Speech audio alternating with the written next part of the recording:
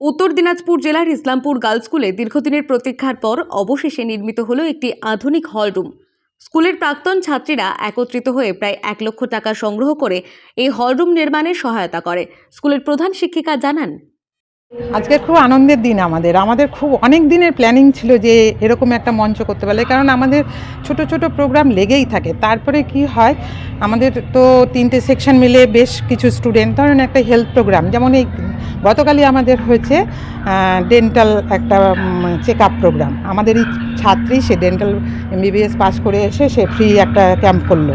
তো এরকম একটা বড় যখন 3টে সেকশনকে নিয়ে প্রোগ্রাম করা হয় তখন আমাদের খুব অসুবিধা হয়, বসার জায়গা হয় না।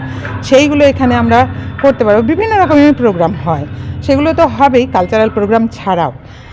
মঙ্গলবার আনুষ্ঠানিকভাবে হলরুমটির উদ্বোধন করে ইসলামপুর পৌরসভার চেয়ারম্যান কানাইলাল আগরওয়াল ও স্কুলের প্রধান শিক্ষিকা। ইসলামপুর গার্লস হাই স্কুলে আজকে উদয়ন মঞ্চ তারই দ্বার উদ্ঘাটন হলো। আমাদের পাশে এখানকার ম্যানেজিং কমিটির সভাপতি শম্ভু মজুমদার আছেন আমাদের TIC ম্যাডাম মনীষা সাহা, আর সব শিক্ষিকাগণ আছেন, ছাত্রীগণ আছেন। সবার উপস্থিতিতেই উদয়ন মঞ্চের আজকে উদ্বোধন হলো। দুটো রুমকে পার্টিশনটা ভেঙে দিয়ে একটা সামনের দিকে একটা মঞ্চ করা হয়েছে।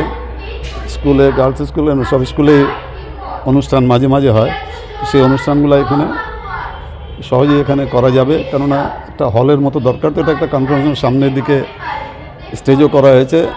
TIC ম্যাডাম বললেন যে 60 ইয়ার্স যখন প্রোগ্রামটা হয়েছিল তখন প্রাক্তনীরা কিছুটা আর্থিক সহযোগ করেছিলেন, সেই টাকা দিয়ে এই মঞ্চটা হয়েছে।